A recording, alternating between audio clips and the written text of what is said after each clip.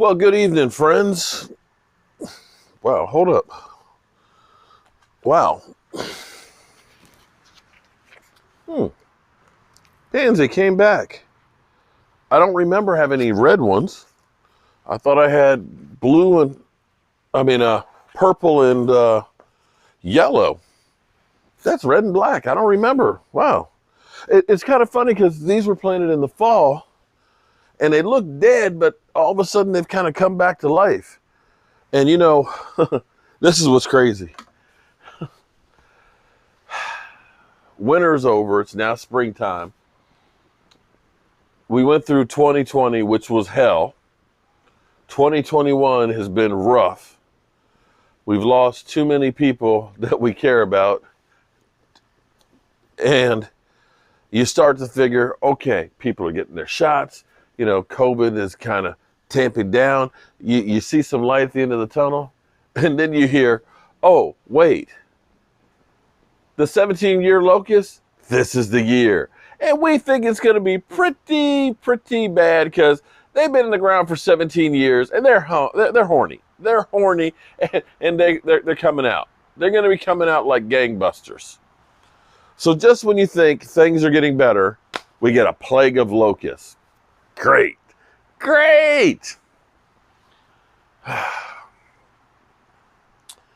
Anyway, I have good news, depending on how you look at it. The Dallas Cowboys have signed Damontra, Kazee,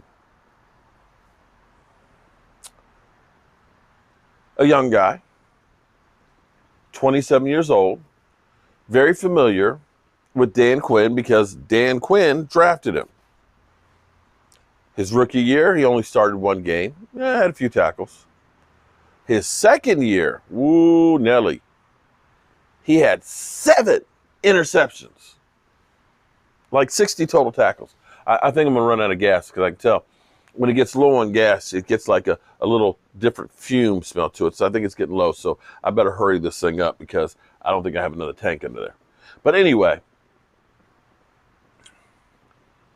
his third year, he had 3 interceptions.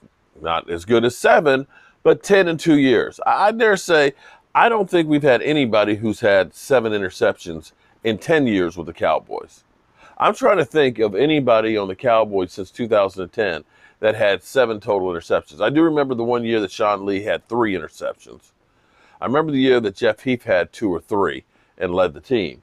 But I don't think collectively anybody over 10 years with the Cowboys have had 10 interceptions. I've got some people that are saying, oh, man, he was part of that defense that was ass. Well, are y'all the same people who are saying, let's go get KJ Wright, even though their defense was almost as bad as ours was last year, right? You see the hypocrites that some of you guys are? Go get KJ Wright. Well, their defense was ass, and they had Jamal Adams back there too. So, what are you saying? Some of you guys are just out there. I mean, like, way out there. And sometimes I think you guys just say shit that just comes out the top of your head without even thinking about it. But anyway, Malik Hooker, evidently, the Cowboys basically said they wanted to sign one or the other. They said they didn't want to get both.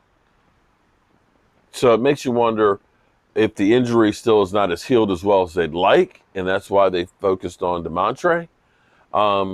Or if they just like Damontra better. You know, he's 5'11", 190 pounds, but he is a ball hawk. I think with getting Keanu, whoa, dude.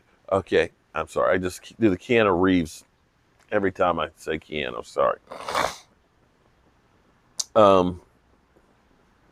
With Keanu, using him as a weak side linebacker, that'll help your defense there. I think between getting the right kind of guys to fit the system that Dan Quinn's going to want, guys that are run stoppers, that are a little more athletic, that may be good. I still want that big, mean defensive tackle. But that's me. That's just me. I want a one-technique monster. But here's what we can actually look at and say here. I think I said this last year as well. And there's no guarantee that any of these guys are going to work, okay? I mean, for all we know, these guys could be Damontra Pose and Daryl Worleys. That's the risk you take. You try and make the best educated decision you can and hope that it works out. Doesn't mean it's going to. You just hope it does. It's kind of like a marriage.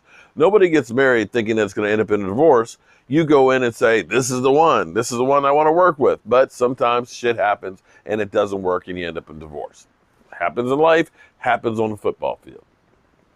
But I look at this and I say, the Cowboys at least are plugging in positions where it at least lessens the urgency of filling the position.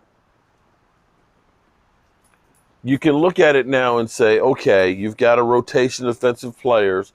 We'd like to get an upgrade at the number one technique. Okay, at least I would. Maybe the Cowboys just don't. You say you'd like to be able to do something with linebacker. You definitely like to do something with one of the cornerbacks. You look at it and say, it'd be nice to get another good offensive lineman, right? Those are the four areas that you say that we have the biggest needs. Okay, well, you got 10 picks, so you can do some stuff there. But now you're at the position of saying, we don't have to draft out of desperation. We don't have to say, we've got to get a safety, or we've got to get a cornerback, or we've got to get a defensive tackle. You can look at it and say, okay, who's the best athlete out there? I know everybody is focused on Kyle Pitts. He's going to be the guy. But, you know, I still have this thing in the back of my head that just kind of keeps, you know, saying every time they say that this guy is going to be the best guy in the draft, I kind of put that red flag up because I don't believe it. Yes, you've done good in college. Yes, you have the size, the strength, and all that. But so did Tony Mandrich. Tony Mandrich was going to revolutionize football, and you could not find a draft expert out there that would tell you anything different. But yet, Tony Mandrich didn't live up to the hype. And there's a lot of guys out there that have been hyped up and hyped up. I can talk about Giovanni Clowney, a guy that's been hyped up and hyped up. Oh, he's a consensus one. He is a can't-miss player. You got to have him on your team. Yeah. Sorry. The NFL scrap heap is littered with those guys. Very rarely do they live up to the hype. Me, I'm still believing in my defense, believing that we need to make this thing better. And for those who say we've got just bums, looking at the numbers, I wish I had exactly them in front of me.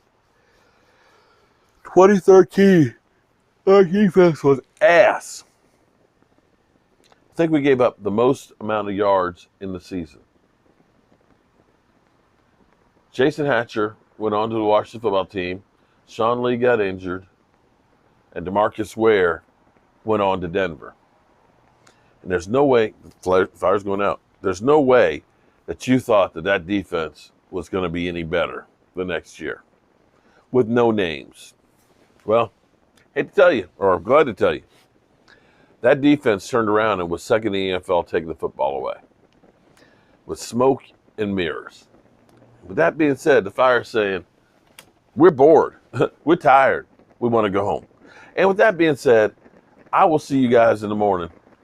Shout out to the Cowboys for hiring DeAndre K.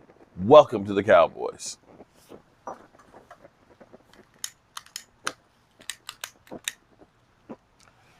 Welcome to the Cowboys, Damontra.